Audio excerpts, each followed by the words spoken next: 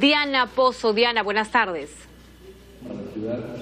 Raquel, buenas tardes, muchas gracias. En estos momentos, Hernán Núñez, teniente alcalde de Lima, brinda declaraciones dando un balance de lo que fue el inicio ininterrumpido del corredor complementario. Él está acompañado además del presidente de Protransportes, el señor Gustavo Guerra García. Escuchemos lo que menciona en estos momentos el teniente alcalde de Lima. Como Quito o Santiago también tuvo sus dificultades en su momento. Recordemos que en Quito se tuvo que sacar a las Fuerzas Armadas para controlar los desmanes que realizaban los transportistas que no estaban de acuerdo con la reforma.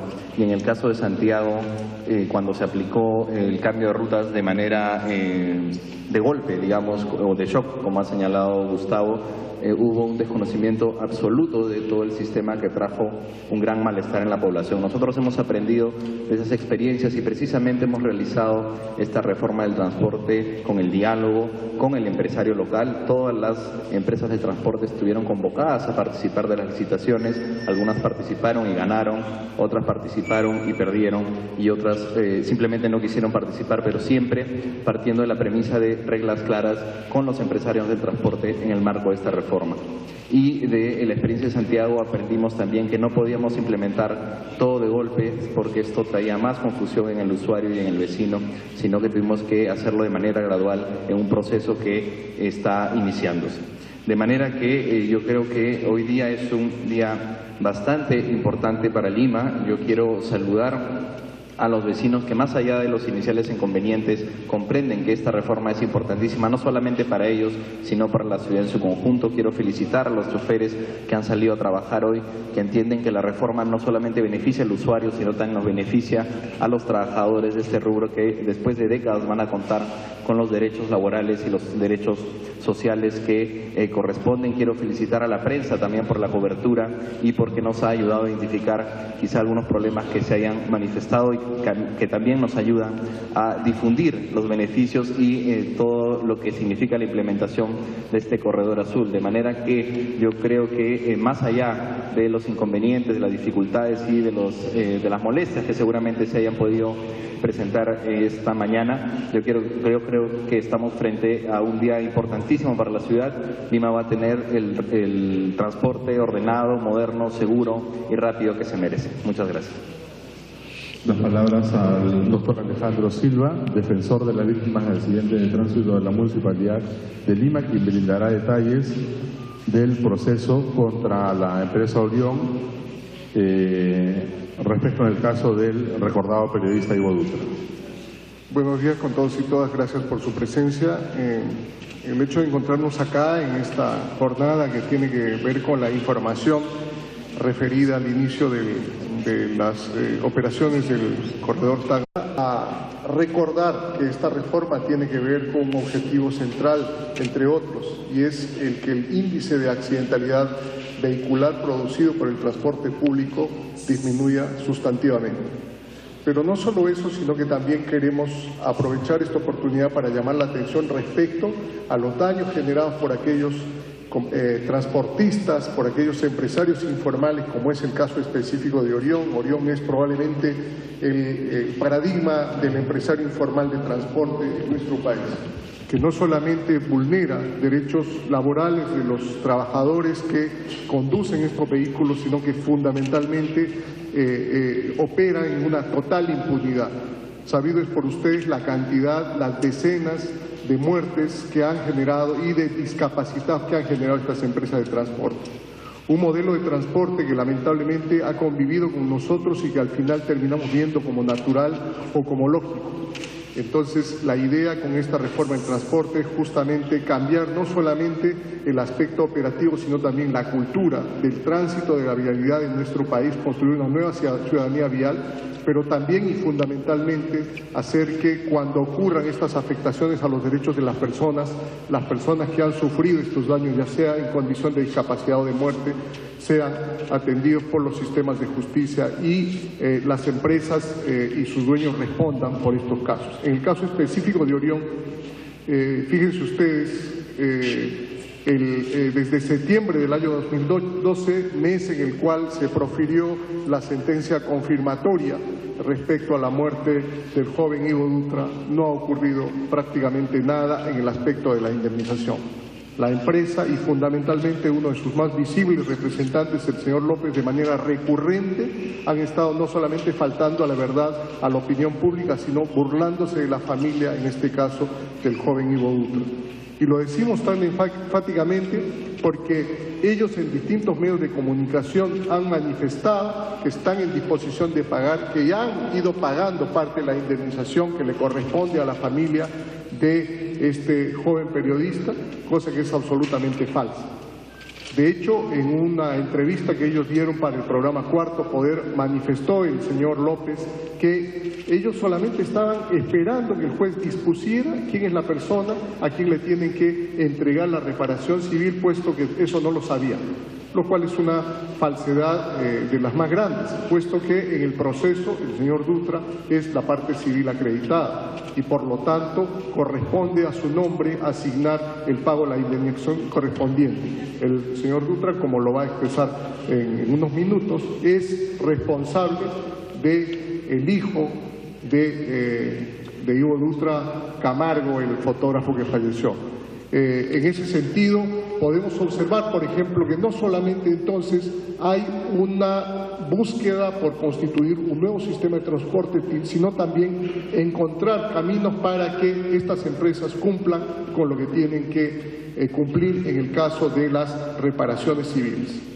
No tenemos conocimiento de ninguna reparación civil que haya sido pagada por el Grupo Orión respecto a personas que hayan fallecido. Y lo mismo podríamos decir de todas las empresas que de manera informal han venido operando en nuestra ciudad. Quiero culminar diciendo que no solo hay una resistencia a no pagar, sino que además hay una recurrente actitud por dejar sin activos a la empresa para que luego sobre ellos recaiga la correspondiente ejecución de los bienes para el pago de la reparación civil. En ese sentido, la jueza a cargo del caso va a solicitar a Indecopi que inicie el proceso de liquidación correspondiente para que quizás de esa manera se haga efectivo el pago por esa vía. Lo que quiero decir es, han pasado 2 años sin que esta empresa cumpla con el pago que corresponde en justicia a la familia. Un monto que, si bien es paradigmático en el escenario del pago de indemnizaciones en nuestro país, por cierto, resulta a todas luces absolutamente insuficiente por el gravísimo daño que la familia sufrió y que en particular ese niño que se ha quedado sin padre va a tener que afrontar. En ese sentido, nosotros creemos que la posibilidad de que esta reforma del transporte también instale en las exigencias a los concesionarios del transporte mayores compromisos y responsabilidades ciertas para el pago de las indemnizaciones, de las reparaciones civiles, es también un aspecto no menor y que nosotros hoy día queríamos presentar a ustedes. Para que les comente un poco, si lo tiene a bien el señor Dutra, lo dejo en el uso de la palabra, les cuente un poco cómo está el tema a nivel de cómo ve la familia el caso de su hijo. Gracias.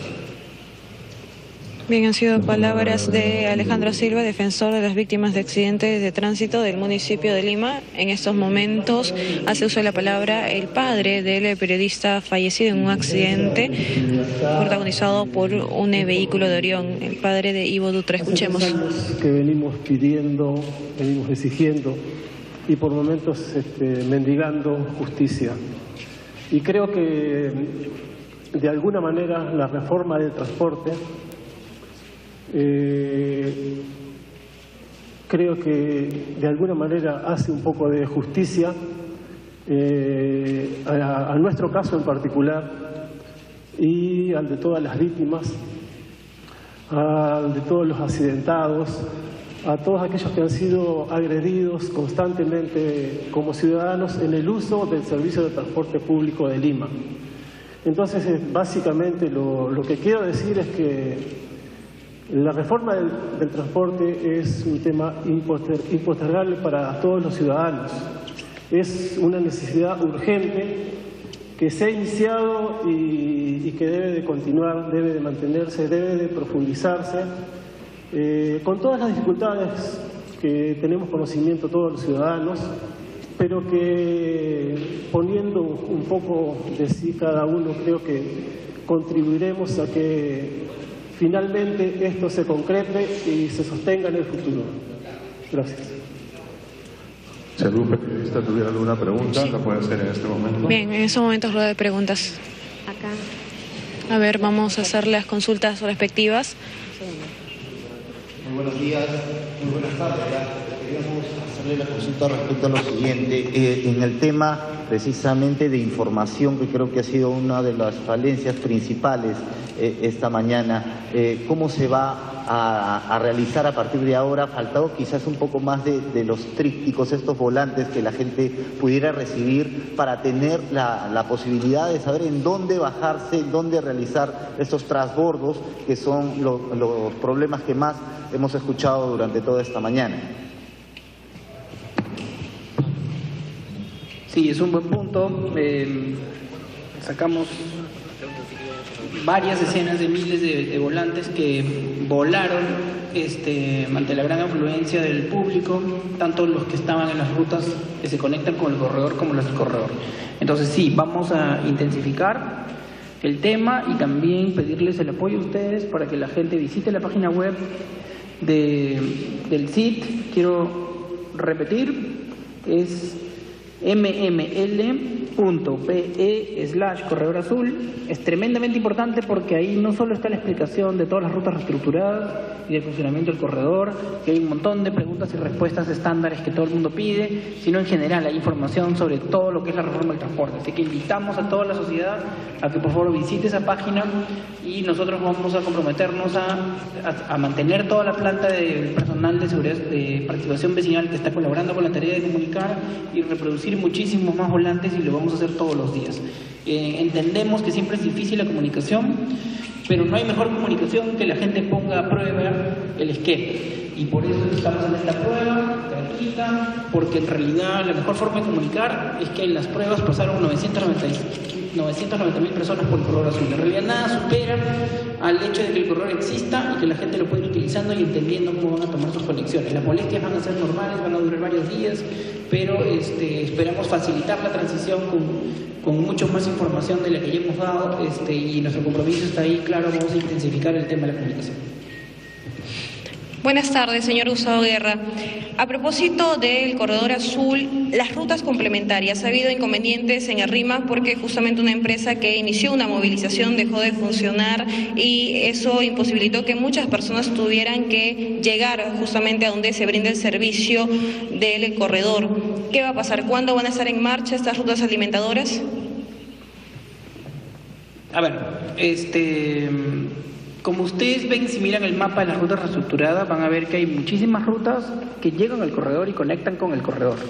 Lo que ocurrió en Amancá es que ha habido una turba y que hoy día hemos visto que hay un comunicado de RAURAU que dice que mañana van a hacer marchas y conflictos desde ese punto, ¿no es cierto?, para generar problemas en la operación del corredor. Entonces, si ustedes miran todo el esquema de las rutas reestructuradas, van a darse cuenta que hay un montón de conexiones desde el corredor a muchísimos destinos. Ese no es el problema en este momento. Y a partir del 15 de septiembre, es cierto, progresivamente vamos a ir incluyendo alimentadoras que van a sustituir o van a generar un recorte adicional en alguna de esas rutas que hoy día conectan el corredor. Pero hay muchísimas